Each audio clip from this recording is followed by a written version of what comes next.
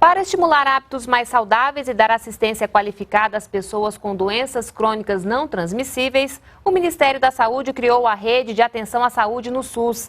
A meta é humanizar o atendimento e ampliar as estratégias de prevenção, diagnóstico, tratamento e reabilitação dos pacientes. Esse é o assunto do NBR Entrevista. Aqui no estúdio vamos conversar com Patrícia Chueire, coordenadora-geral de áreas técnicas do Ministério da Saúde. Tudo bem, Patrícia? Muito obrigada pela presença. Obrigada a você, cara, a oportunidade da gente falar um pouquinho sobre o que a gente tem pensado em relação ao cuidado das pessoas com doenças crônicas. Então, para a gente começar, vamos explicar, quais são as doenças crônicas não transmissíveis? Então, as principais doenças crônicas não transmissíveis hoje prevalentes no Brasil, a gente pode considerar hipertensão, diabetes. Aí a gente tem alguns fatores de risco, que é a obesidade, o tabagismo, o sedentarismo, mas também temos na faixa mais, por exemplo, de crianças, a asma, que é uma doença crônica importante, a doença pulmonar obstrutiva crônica, que daí já pega mais a população envelhecida. E não podemos esquecer do câncer, que também é uma doença crônica. E qual é a incidência dessas doenças na população? O número de casos é alto? O número de casos é alto. Vou dar um exemplo. Por exemplo, o diabetes gira em torno de 7%, tendo uma variação nos estados do país. A hipertensão, dependendo, pode variar de 20% até 25% ou um pouquinho mais por cento. Com o envelhecimento em estados ou municípios que a população é mais velha, esses números que eu te falei tendem a ser mais altos. Então a gente pode interpretar, pode dizer que esse é um problema de saúde pública no Brasil? Sim, é um problema de saúde pública, é uma das principais causas de morte, está relacionada a 55% das mortes no país hoje, pelo menos as cardiovasculares, né? Então, quando a gente pensa em hipertensão, diabetes, os fatores de risco que eu disse, eles estão relacionados a 55% das mortes no país hoje. Bom, você já citou que houve aumento da obesidade, também do excesso de peso, né? Isso preocupa o governo? Isso preocupa bastante, por isso o governo tem incentivado muito com outras ações para além da rede de atenção, como a Academia da Saúde, que proporciona espaço onde as pessoas possam realizar atividades físicas para diminuir a questão do sedentarismo, e o programa Saúde na Escola, que é um programa que visa, entre outras coisas, tratar a questão da alimentação e da nutrição nas escolas. Além disso, a gente tem alguns acordos com as indústrias de alimentos. Um deles é o acordo da redução do sódio, que a gente vem fazendo desde já há alguns anos, que a gente vem trabalhando para diminuir as metas de sódio nos alimentos. Esse cenário das doenças crônicas não transmissíveis levou o governo a criar essa rede especial de atendimento? Sim, o cenário ele incentivou a gente a trazer diretrizes para como organizar nos municípios e nos estados o cuidado das pessoas com doenças crônicas. Então o cenário foi importante para a tomada de decisão. Como é que essa rede funciona? A rede, ela funciona, primeiro ela organiza os papéis de cada ponto de atenção, então da atenção básica, que em geral a gente realiza nas unidades básicas de saúde, com equipes multiprofissionais, contando com médico, enfermeiro, agente comunitário. Depois, esse cuidado, dependendo do grau de gravidade ou de complexidade ou necessidade de exames, a gente vai para um ponto de atenção que a gente chama ambulatorial especializado, que aí vão estar, onde a gente pode realizar um ecocardiograma, um teste de esforço, ou um paciente mais grave que precisa ser acompanhado também por um especialista, além da equipe de atenção básica, e os pontos de atenção que a gente chama de nível terciário, que são os hospitais, que em geral tratam os pacientes que precisam de uma internação ou tem algum evento agudo importante, como um infarto, um AVC, mais popularmente conhecido como um derrame. Então, essa rede, ela funciona. A ideia da rede de atenção é falar os limites de atenção de cada um desses pontos de atenção, como seriam os fluxos de encaminhamento do paciente de um ponto de atenção para o outro, e organizar essa linha de cuidado para o paciente sempre estar sendo olhado por uma equipe. E a atenção básica com a responsabilidade de coordenar o cuidado desse paciente. Quer dizer, o cuidado vai desde o diagnóstico da doença, né? Até o tratamento, reabilitação, o diagnóstico precoce e também a prevenção e a promoção. Porque se a gente agir nos fatores de risco, por exemplo, no tabagismo, na alimentação saudável, na prática de atividades físicas, a gente pega o foco mais da promoção e da prevenção antes da gente ficar doente. Mas também é importante fazer o diagnóstico precoce quando começam a aparecer os primeiros sintomas.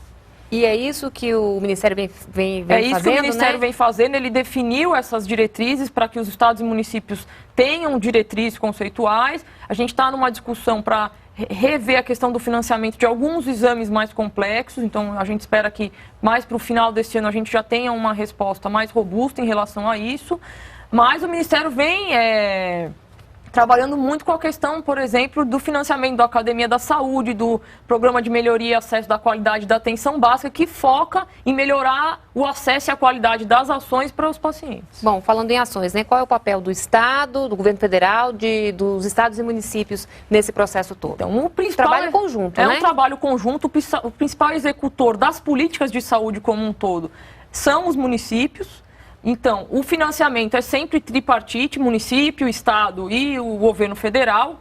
E o governo federal ele tem um papel maior de dar as diretrizes gerais. E cada município e Estado vai adaptar de acordo com a sua região e a sua realidade. O Estado ele tem uma responsabilidade importante, por exemplo, no que a gente chama da atenção ambulatorial especializada e na hospitalar. O município tem uma carga mais forte na atenção básica. Mas os municípios de grande porte também têm condições de dar o cuidado integral até a alta complexidade. Bom, a ideia é de que para cada doença dessa tem um tratamento específico e para isso as equipes são treinadas nesse sentido? Então, o que a gente trouxe de novidade com o lançamento da portaria nesse ano, que institui a rede das pessoas com doenças crônicas, foi da gente tentar olhar o paciente mais globalmente. Então, não adianta eu tratar ele só com hipertensão ou só de... Em geral, os indivíduos têm mais de uma coisa. Ele é hipertenso e alimenta mal, hipertenso e tabagista. E uma coisa leva a outra, Uma coisa leva a outra e uma coisa amplia a outra. Então, a gente trouxe a questão do conceito do risco cardiovascular global, que é a soma de diversos fatores. Então, essa é a ideia, não é fazer caixinhas cada um para uma doença. E o treinamento dos profissionais vai nesse sentido, de olhar a pessoa de forma mais integral e olhar o risco cardiovascular como um todo. O brasileiro se preocupa com a saúde? O brasileiro acho que é um povo que se preocupa com a saúde. O ano passado a gente teve uma experiência muito interessante, a gente lançou um site de apoio ao autocuidado para o paciente diabético, e a ideia é que nos próximos anos a gente avance sobre outras temáticas, por exemplo, hipertensão, epilepsia, doença respiratória, e a aceitação do site foi ótima. A gente tem muitas pessoas acessando, fazendo perguntas, tirando dúvidas, e eu acho que as pesquisas do dia a dia, o brasileiro é um povo que se cuida.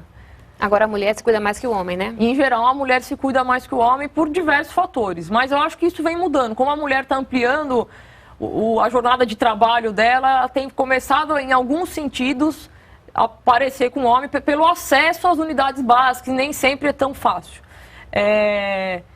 Mas a mulher tem uma cultura de se cuidar já desde a infância. E de cuidar da família também, E de cuidar né? da família. Então, ela ainda tem uma vantagem em relação aos homens. Quando só para trazer a questão da obesidade, hoje a gente tem quase 50% da população acima do peso, mas na hora que a gente separa o acima do peso do obeso, as mulheres estão mais obesas e os homens estão mais só acima do peso, não chegando no grau de obesidade. E o que explica isso? É fator genético? O fator genético, a mulher tem uma facilidade maior para engordar, mas eu acho que é muito os hábitos de vida. Em geral, os homens são mais ativos do que as mulheres, por exemplo, na prática de atividade física. Bom, você falou antes da dificuldade de acesso, né? Que dificuldade é essa? Algumas unidades básicas do país ainda trabalham com um horário muito restrito, por exemplo, das 8 às 5. Então, a população trabalhadora tem um acesso mais restrito. A gente já tem feito um movimento para ampliar, por exemplo, o período de trabalho das unidades básicas de saúde, por exemplo, das 7 às 7 ou das 7 às 9. Isso tem acontecido em alguns municípios. E algumas unidades têm aberto de sábado. Então, são saídas importantes para a gente pegar a população trabalhadora. Existem unidades que funcionam 24 horas?